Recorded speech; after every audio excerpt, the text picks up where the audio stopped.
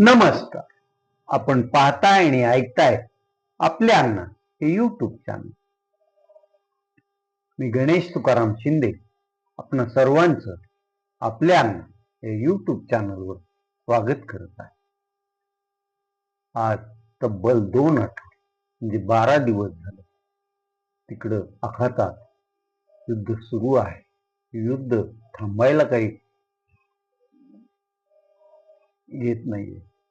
कधी इस्रायल इराणवर हल्ला करतय तर इराण इस्रायलवर पण आणि इस्रायल सोबत मैत्री असणाऱ्या आखातातील देशावर पण हल्ला करवते. इराणकडे पण मोठा शस्त्रसाठा आहे, अणुबॉम्ब आहे आणि क्षेपणास्त्र पण आहे. इराण आतापर्यंतचे जे बहुतांशी जे हल्ले केले आहेत ते त्यांनी ड्रोनच्या द्वारे क्षेपणास्त्र इस्रायलवर आणि इस्रायलच्या मित्र देश असलेल्या मग ते बहारीन असो, कुवेत असो किंवा त्या नजीकचे देश असो यांच्यावर हल्ला केलेला आहे. त्याचबरोबर इराण अमेरिकेचे जे आखाती देशात युद्धतळ आहेत त्यावर पण सततच हल्ले ते करत आहे.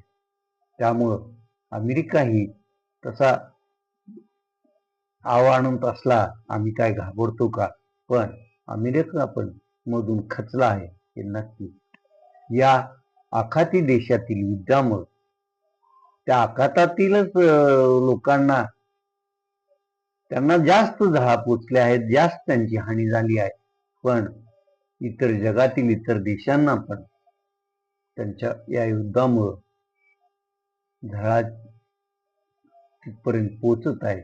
आपल्या भारत देशाला पण या आखाती युद्धाच्या झळा गेल्या 3-4 दिवसापासून खऱ्या अर्थानं जाणवायला लागल्या आहे. कारण आपल्याला जो औद्योगिक त्यानंतर व्यावसायिक म्हणजे हॉटेल वगैरेसाठी आणि घरगुती गॅस लागतो त्यातील जवळपास 70% अधिक गॅस आपण आखाती देशातून आणत असतो आणि त्याच्यावर आपले भागवत असतो. मात्र इराणनं उमुरदा काढी की जिथून भारताला जे तेलजन्य पदार्थ आणि गॅस येतो आपल्या एकूण मागणीच्या 40%च्या आसपास या भागातून क्रूड ऑइल आणि गॅस येत असतो. तोच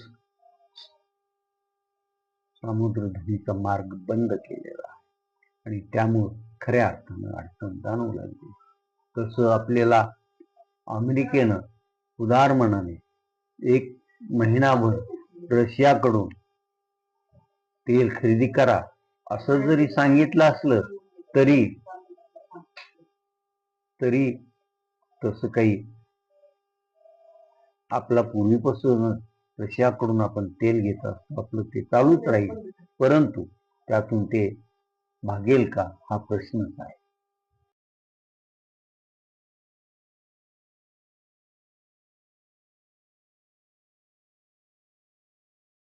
कालपासूनच महाराष्ट्रातील हॉटेल व्यावसायिकांना म्हणजे जो कमर्शियल गॅस सिलेंडर असतील त्याचं वितरण सर्वच गॅस एजन्सीनी आणि त्या गॅस वितरण करणाऱ्या कंपन्यांनी बंद केलं आहे. घरगुती गॅसलाही तुम्ही गॅस बुकिंग 25 दिवसाच्या अंतराने करायचे असा नियम लागू केला आहे. केंद्र सरकारनं इस्मा लावला आहे आणि मग त्याच्यामुळं परिस्थिती कशी आहे. मुंबई पुणे मेट्रो शहरातील अर्ध्याच्या वर हॉटेल व्यावसायिकांनी व्यवसाय बंद करावा की काय या निर्णयापर्यंत आलेले आहे. नाशिक, कोल्हापूर, सोलापूर, धाराशिव, लातूर येथील काही हॉटेल व्यावसायिकांनी चुलीचा आश्रय घेतला असून चुलीवर खाद्यान्न शिजवणं तयार करणं हे काम करताय. किती दिवस चालणार आणि सगळ्यांना पडलेला प्रश्न आहे. या आखाती युद्ध अचानक 28 फेब्रुवारीपासून सुरू झाले. इस्रायलनं इराणवर हल्ला केला. इराणचे सर्वेसर्वा खामेनी यांची हत्या त्यांनी घडवून आणली आणि तेव्हापासून मग आखाती देशातील विमान सेवेवर पण त्याचा परिणाम झाला. त्यामुळं दुबई असेल किंवा UAE असेल, या भागात पर्यटनाला गेलेल्या किंवा तिथे शिक्षण घेत असणाऱ्या भारतीयांना त्याचा त्रास सहन करावा लागला. अचानक विमानसेवा खंडित झाल्यामुळे अनेकांनी कुठं राहावं, कुठं खावं हा प्रश्न होता.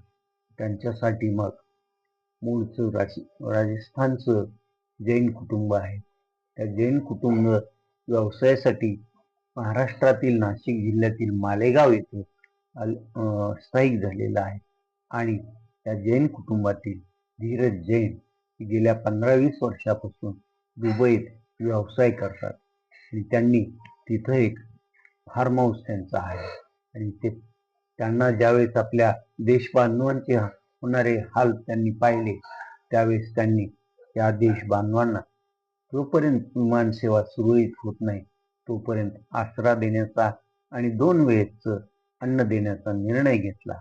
आणि धीरज जैन यांनी मग जिथं कुठं दुबई आणि दुबईच्या आसपास भारतीय नागरिक अडचणीत अडकलेले असतील त्यांच्यासाठी त्यांनी 25 वाहनाची व्यवस्था त्या भारतीयांना त्यांच्या फार्म हाऊसपर्यंत आणण्यासाठी केलेली होती.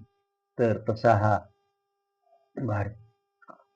संकटात सापडलेल्या भारतीयांना धीरज जैन रूपी एक पाण्याचा वाळवंटात त्या पाण्याचा झरा मिळालेला होता. धीरज जैन यांनी सुरुवातीला 600-700 जणांची व्यवस्था केली. मग थोडं विमान वाहतूक तुरळक सुरू झाली तरी काही भारतीयांनी देशाकडे प्रयाण केलं, परंतु ज्यांना अद्यापही त्यांच्या विमानाची व्यवस्था झाली नाही ते आजही धीरज जैन यांच्या दुबईतल्या फार्म हाऊसला मुक्कामाला आहे आणि त्यांचा पाहुणचार घेत आहे.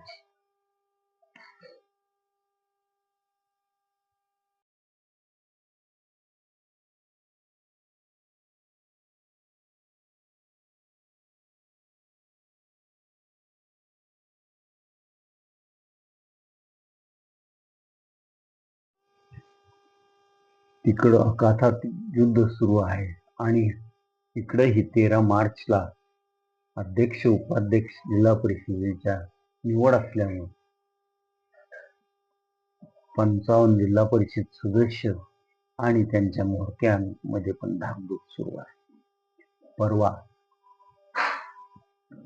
मुंबई येथे शिवसेना एकनाथ शिंदे पक्षाचे सर्वेसर्वा राज्याचे उपमुख्यमंत्री एकनाथ शिंदे यांच्या भेटीला धाराशिव जिल्ह्याशी संबंधित असलेले शिवसेनेचे सर्व नेते मंडळी गेली. त्यात मग पालकमंत्री प्रताप सरनाईक होते, माजी मंत्री आणि विद्यमान आमदार तानाजी सावंत होते, माजी खासदार रवींद्र गायकवाड होते, माजी आमदार ज्ञानराज चौगुले होते, त्याचबरोबर जिल्हा प्रमुख दत्ताअण्णा साळुंखे होते, युवासेनेचे अविनाश खापे पण होते. यावेळी मग ज्या जिल्ह्यात आपल्या अफवा सुरू आहेत, शिवसेनेत फूट आहे, तानाजी सावंतांना वगळून भाजप सत्ता स्थापनेचा प्रयत्न करत आहे, परंतु शिवसेना आमची एकत्रितच आहे असं सर्वांनी तिथं उपमुख्यमंत्री आणि पक्षाच्या सर्वांना असलेले एकनाथ शिंदेंना सांगितलं. आणि जिल्हा परिषदेला निवडून आलेल्या शिवसेना एकनाथ शिंदे पक्षाच्या 15ही उमेदवाराच्या स्वाक्षऱ्या असलेलं त्यांचं एकनाथ शिंदेकडे सुपूर्द केलं. मग तेथे शिवसेना एकनाथ शिंदे पक्षाच्या धाराशिव जिल्हा परिषदेच्या पक्ष नेतेपदी कोणाची निवड करावी यावर चर्चा झाली आणि त्यातून मग वाशी तालुक्यातील तेरखेड्यात विपुल गटाचे सदस्य संदेश उर्फ विकी चव्हाण या तरुणाची एकनाथ शिंदे आणि सर्वांच्या संमतीने धाराशिव जिल्हा परिषदेच्या शिवसेना एकनाथ शिंदे पक्षाच्या गटनेतेपदी निवड केल्याचं पत्र संदेश उर्फ विकी चव्हाण यांना दिलं आहे. कदाचित आज किंवा उद्या हे पत्र विकी चव्हाण आणि धाराशिव जिल्ह्यातील शिवसेनेचे पदाधिकारी जिल्हाधिकाऱ्याकडे सुपूर्द करतील आणि मग पक्षाचा गटनेता व्हीप काढू शकतो. पक्षानं कुठं काय करायचं याचंही मार्गदर्शन करू शकतो. याचा अर्थ आता तानाजी सावंत यांच्याकडं 15 जिल्हा परिषद सदस्यांचं जोर असणार आहे हे नक्की झालं आहे. कारण संदेश चव्हाणनी 13 तारखेला व्हीप काढला आणि त्या कुणी तो व्हीप पाळला नाही, तर त्या जिल्हा परिषद सदस्याचं सदस्यत्व रद्द करा याची प्रोसेस शिवसेना एकनाथ शिंदे पक्ष जिल्हाधिकाऱ्यांकडे त्या तशा आशयाचं निवेदन देऊन सुरू करेल आणि कदाचित तसं झालं तर त्या सदस्याचं किंवा सदस्यांचं जिल्हा परिषदेचं सदस्यत्व रद्द होऊ शकेल. त्या बैठकीत धाराशिवबाबत काय निर्णय घ्यायचा हे सर्वाधिकार सर्वांनीच उपमुख्यमंत्री एकनाथ शिंदे यांच्याकडे दिलेले आहे.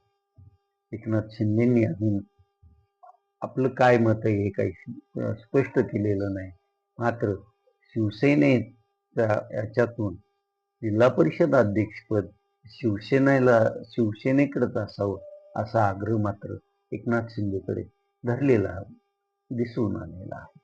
बघूया आता आजची रात्र, उद्याची रात्र आणि परवा दुपारी धाराशिव जिल्हा परिषदेच्या कैलासवासी यशवंतराव चव्हाण सभागृहात यावेळी 55 सदस्य आत असतील.